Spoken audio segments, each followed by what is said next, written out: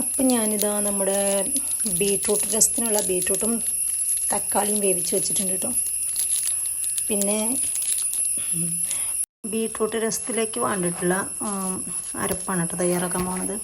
ഇത് വറ്റൽമുളകാണ്, ഒരു പച്ചമുളക് ഇട്ടിട്ടുണ്ട്, വെളുത്തുള്ളി, ചെറിയ ജീരകം, കുരുമുളക്, ചെറിയ എന്താ പറയുക, ഇത്രയും ഇൻഗ്രീഡിയൻസാണ് ഇട്ടിട്ടുള്ളത്. അപ്പം നമുക്കിതൊന്ന് ജസ്റ്റ് ഒന്ന് ഇടിച്ചെടുക്കാം. അപ്പം നമ്മൾ ബീട്രൂട്ട് വേവിച്ച് വെച്ചിരുന്ന ഈ ചീനച്ചട്ടി തന്നെ ഇട്ട് കൊടുത്തിട്ടുള്ളത്. അപ്പോൾ അതിലേക്ക് നമ്മൾ വെളിച്ചെണ്ണ ഒഴിച്ചു കൊടുക്കുകയാണ്.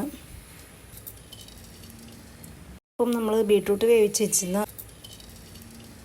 നമ്മളിതാ കടുക് ഇട്ടിട്ട് അതൊന്ന് പൊട്ടി വരട്ടെ. അപ്പോഴേക്കും നമുക്ക് കറിവേപ്പില ഇട്ട് കൊടുക്കാം. ബീട്രൂട്ടും തക്കാളിയും ഒരു മിക്സിയുടെ ജാറിലേക്ക് ആക്കിയിട്ടുണ്ട് കേട്ടോ. അപ്പോൾ നമുക്കൊന്ന് അരച്ചെടുത്തിട്ട് വരാം. അതിൻ്റെ കൂടെ നമ്മൾ ഈ ഇടിച്ച് വെച്ചിട്ടുള്ള ഈ മിക്സും കൂടി നമുക്കിതിലേക്ക് ആഡ് ചെയ്യാം. ഇതല്ലോ,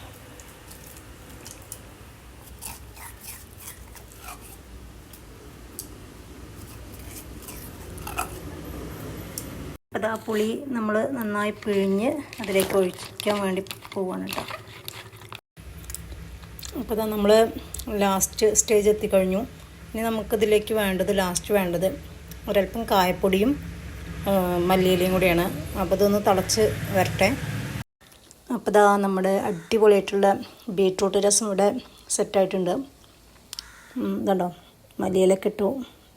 ഉപ്പ് ഞാൻ ഓൾറെഡി ഇട്ടിട്ടുണ്ട് കേട്ടോ, ഞാൻ മറന്നതാണ് പറയാനായിട്ട്.